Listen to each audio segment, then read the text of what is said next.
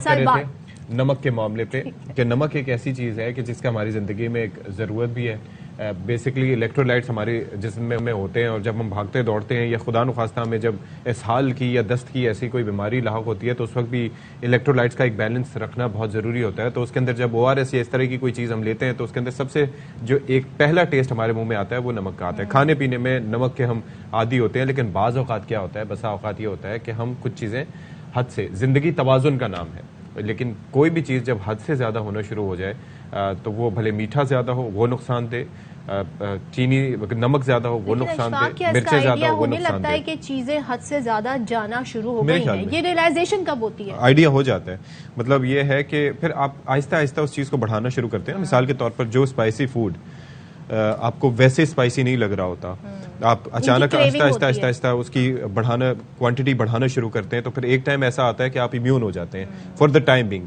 उसके बाद उसके असरात आना शुरू होते हैं आपके ऊपर, भले स्पाइसी फूड हो, भले ज्यादा नमकीन फूड हो, भले ज्यादा मीठा एक फूड हो। अब जैसे मैं चीनी कम पीता हूँ चाय में, अब तो मुझे वो मीठा अब मीठा पसंद नहीं आता, बिल्कुल ऐसे ही है। चाय में मीठा ज्यादा पसंद नहीं है। इसी हवाले से जनाब हमारे साथ गेस्ट भी मौजूद हैं जो हमें इस पर मजीद भी सूरत हाल बताएंगे कि नमक खाना आपकी सेहत के लिए कितना नुकसानदेह है और क्यों हमें और कैसे नमक को अवॉइड करें। तो हमारे साथ मौजूद हैं public health expert doctor Mohammad Salman ओतो साहब। आई होप मैंने आपके नाम Suleman thank you so much. Solomon, शुक्र है सोलोमन। अक्सर ऐसा होता है, लोग सुलेमान और सलमान में कंफ्यूज हो जाते हैं। सर ये बताइएगा, अब ये जो नमक है इसकी ज्यादती कितनी ज्यादती में शुमार होती है और कितना कंट्रोल कर सकते हैं? यूजुअली खवातीन जो घर में खाने पकाती हैं तो टेस्ट चेक करती हैं, उसके हिसाब से नमक डालती हैं, हस्बे जायका। नहीं, बिल्कुल जैसे अभी आपने कहा ना कि बैलेंस जिंदगी तवाज़ुन मोस्ट इम्पॉर्टेंट थिंग, हम जो कहते हैं जी तवाज़ुन होना चाहिए। तो ये मोस्ट इम्पॉर्टेंट चीज़ है बेसिकली इलेक्ट्रोलाइट्स में नमक का इस्तेमाल। तो इसको बिल्कुल ज़ीरो पे तो कोई भी नहीं ले जाना चाहिए, ना ले जाता है ऑफ कोर्स। अब हमने कहा कि हम इस्तेमाल करते हैं, अब हमारे यहाँ मुख्तलिफ लोगों का जो खाने का जो एक मिजाज है वो अलग अलग है। तो अगर मैं नमक ज़्यादा इस्तेमाल करता हूँ और बचपन से कर रहा हूँ तो मेरा एक टेस्ट डेवलप हो गया, और जब तक वो पूरा नहीं होगा, जैसे आपने कहा खवातीन उसका टेस्ट पे बेस्ड जो है अपने खाने को बनाते हैं, तो आपका जो रूटीन है उस रूटीन में अगर वो आप ज़्यादा इस्तेमाल करते हैं तो then you tend to go for higher levels. Number one. उसमें एक और अहम तरीन बात यह कि अगर प्रोसेस्ड फूड आप इस्तेमाल करते हैं वो ऑलरेडी नमकीन होता है और उसको एक्चुअली प्रिजर्व करने के लिए प्रिजर्वेटिव के तौर पे इस्तेमाल किया जाता है नमक इंटेंशनली, और एक खास मिकदार में वो ऑलरेडी उसमें अवेलेबल होता है। अगर आप वो इस्तेमाल कर रहे हैं तो फिर इसका मतलब ये है कि आप जो नॉर्मली नमक डाल रहे हो उससे मल्टीप्लाई कर रहे हैं, वो मल्टीप्लाई हो रहा है, कम होना चाहिए अगर मेनली टेस्ट बेस्ड।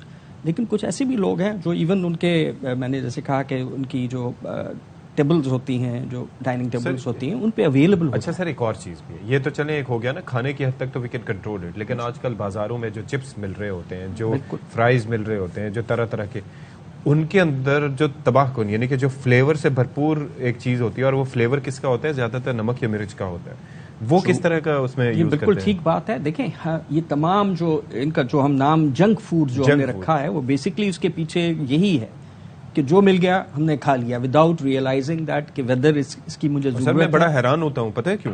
कि एक इतना सा पैकेट, उसको मैंने जब उसका कैलोरी काउंट उसके अंदर पढ़ा तो उसके अंदर वो आपको पता है कितना मुख्तसर सा लिखते हैं। उसके अंदर फिर धोखा देने की भी कोशिश करते हैं कि सर्विंग साइज ये है तो इसमें इतना होगा, तो you know all the tactics they use. तो उसके अंदर 1500 कैलोरीज थी इतने से पैकेट में। एग्जैक्टली। और यही आपका जैसे कहते हैं ना कि मंत्रा होना चाहिए अपनी खाने को देखने का कि कितनी कैलोरीज इनटेक है आपका, कितना आउटपुट है। लेकिन कौन इतना बॉदर करता है? बहुत आसान है, इसमें कोई इतना मुश्किल काम नहीं है कि आपको कोई लेके वजन करना है और उस तरह करना है। आपको एक बार अपना एक बैलेंस्ड चार्ट डाइट डेवलप कर लेना है, और उसके लिए भी कोई जरूरी नहीं कि किसी एक्सपर्ट के पास ही आप जाएंगे। कोशिश करें सादा खाने की तरफ ज्यादा आएं। बिल्कुल। ये जब से देखें हम जो नॉन कम्युनिकेबल डिजीजेज हैं उनमें पाकिस्तान का नंबर जो है वो बहुत हाई हुआ है, और हमारी जो परसेंटेज है कम्युनिकेबल डिजीजेज से वो 58% तक हमारे पास NCDs हो गई। अच्छा जी। अच्छा सर, मुझे एक चीज बताइएगा कि जैसे आपको पता है पुदीना हमारे घर में भी यूज होता है, तुलसी के पत्ते भी यूज होते हैं, हरा चटनी धनिया वगैरह यूज होती है। चटनी वगैरह बनाने के लिए बड़ा फायदेमंद होता है। तो ये ऑल्टरनेटिव कैसे हो सकते हैं नमक के? मतलब ये नमक के साथ तो इस्तेमाल होते हैं। जी, बिल्कुल। अच्छा, धनिया का मैंने इतने नहीं सुना क्योंकि उसके अपने नुकसान भी बहुत होते हैं। खैर नहीं, बहरहाल ये सारी चीजें तो हमारे यहाँ जो ट्रेडिशनली यूज होती रही हैं, ये बिल्कुल ठीक है, इनका कोई यूज नुकसानदेह आर बिल्कुल दे नहीं है। ऑल्टरनेटिव टू नमक? नहीं, तो अल्टरनेटिव सोडियम? नहीं नहीं है ना? लेकिन उन सब में थोड़ा थोड़ा उसके नमक नुकसान है, को कम है। करती हैं। ठीक है।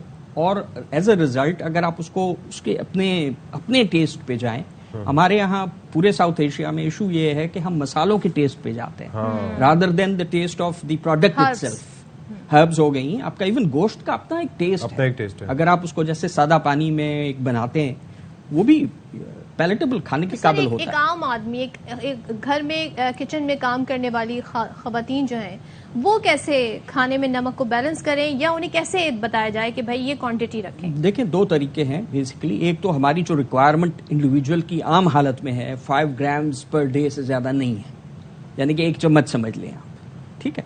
अब उसमें यह है कि पूरे दिन में हमें अगर उतना मिल जाता है, तो अब उसमें अगर हम थोड़ा थोड़ा इस्तेमाल कर रहे हैं, वो जैसे इन्होंने कहा कि डिस्ट्रीब्यूट हो रहा है, अगर वो डिस्ट्रीब्यूट हो गया तो देन इट्स फाइन। और जैसे स्पेशल हालात में है, खासतौर से डायरिया, अगर कोई ऐसी सिचुएशन होती है, उसमें तो ये इलाज है, इलाज है। इलाज के तौर पे हम इसको इस्तेमाल करते हैं। ठीक तो है। रूटीन में अगर हम देखें कि एक बिल्कुल मखसूस मिकदार से ज्यादा नहीं, अगर ज्यादा इस्तेमाल हो रहा है, तो उसका अल्टरनेट ये है, जो टाइप ऑफ सॉल्ट है वो सोडियम बेस्ड ना हो, पोटासियम बेस्ड ले लें। पोटेशियम तो इज इट रेडिली अवेलेबल? आराम से इजीली अवेलेबल, सेम, कोई बहुत ज्यादा कीमत का भी फर्क नहीं है।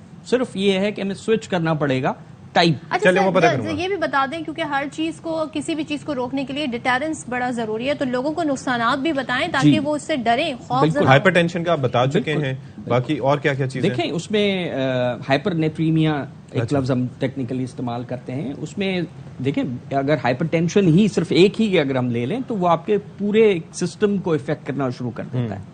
आपकी जो एनर्जी लेवल है, जो आपकी मूवमेंट्स हैं, वो इफेक्ट होना शुरू हो जाती हैं दोनों सूरतों में। जब बिल्कुल कम हो जाता है तो भी, और बढ़ जाता है तो भी। आप मतलब वही क्रेविंग आपको होने लगी उसी तरह के खाने की और मजीद, और आप जो है अनईजी फील कर रहे हैं, और आपकी जो एनर्जी लेवल है वो कॉम्प्रोमाइज हो गया है, ठीक। और लेटर ऑन जब उसके कॉन्सिक्वेंस हुए तो फिर वो हाइपरटेंशन की। ठीक। Thank you so much doctor Suleman, बहुत जबरदस्त आपने बातें की।